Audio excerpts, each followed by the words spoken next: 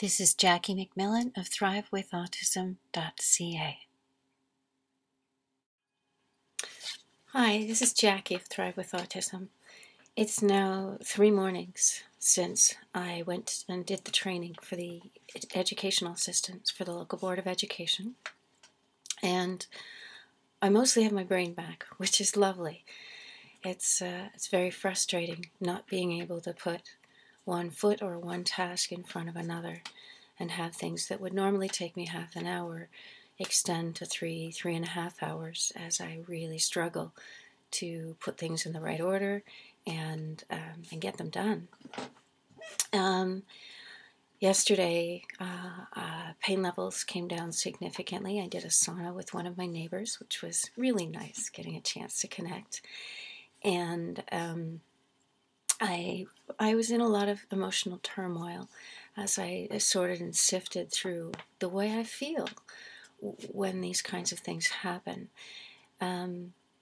There's a phrase that came up for me that I'd really like to talk about, and the phrase has to do with paying regards, or giving regards, or paying no regard to, or having no regard for. It's an interesting series of phrases because regard is, of course, to look. And who do we look at and who don't we look at? What do we look at and what don't we look at, and why? So I go to this event, and first thing I see as we're entering the building is a gentleman who is out sprinkling salt on the snow. And he's all bundled up, and he's moving a little stiffly. Looks like there might be some physiological things going on for him. And his face has some of those markers that you look at and you go, oh, he might have some mental challenges. And I noticed that pretty well everyone walking past him didn't look at him, didn't say anything to him, didn't even really notice him other than to get out of his way as he spread that salt. And having been in that kind of place where people don't look at you, I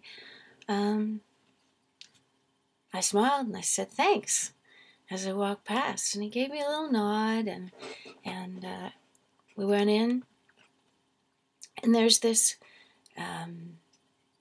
big facility with space for doing large conferences and presentations and things, and of course the air quality was really bad and hit me hard, fast. So I thought, okay, I made the commitment, I'm going to go through with it, I'm going to do the presentation, even though many of the people who showed up had paid no regard to my needs, to what would keep me intact, what would keep my brain going, what would keep my pain levels down, what would keep my emotions from going haywire the way they did yesterday. So why would people not look at that? Why would they pay no regard to it? I think that in our culture, there are very many people who are paid no regard to. Educators are often given very little respect by administrators or by parents, and by the rest of society. And when someone else treats you that way, it's very hard not to pass the buck. It's very hard not to have another group that you kind of avoid contact with of any sort, so that there's no kind of contamination of how people treat you because you associate with this or this other group or these other people. So when there's And there's a whole group of people who are trained to work with people who struggle with learning. And there's an adult in the same building who's wheeling in chairs and organizing spaces and carrying tables and this and that. And no one's looking him in the eye. No one's paying regard to him. We have a disjunct. We have a situation where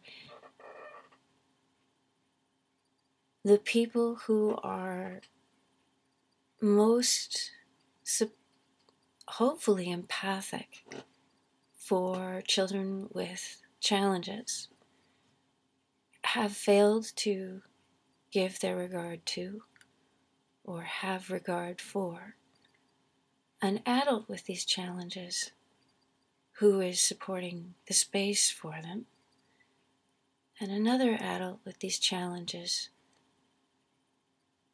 who is doing the presentation for them.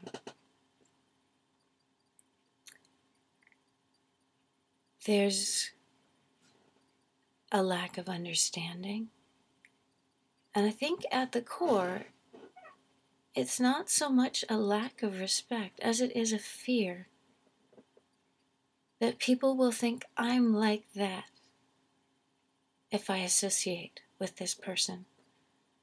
And I think also there's a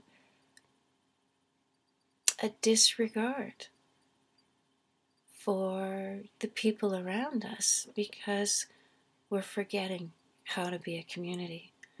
We're forgetting how to be caring and supportive to the people around us so that the dance of community life works well.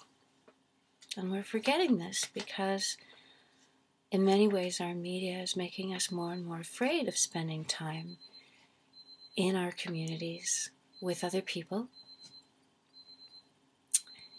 And we're paying for more and more because we're not talking to our neighbors to borrow the lawnmower. We're not stopping to help that person whose car is stuck at the side of the road. We're not giving our regard to those people who deserve regard just as everyone does. So that's my thought for today. This is Jackie at Thrive with Autism. Talks, coaching, and workshops for parents, educators, therapists, and adults in the spectrum.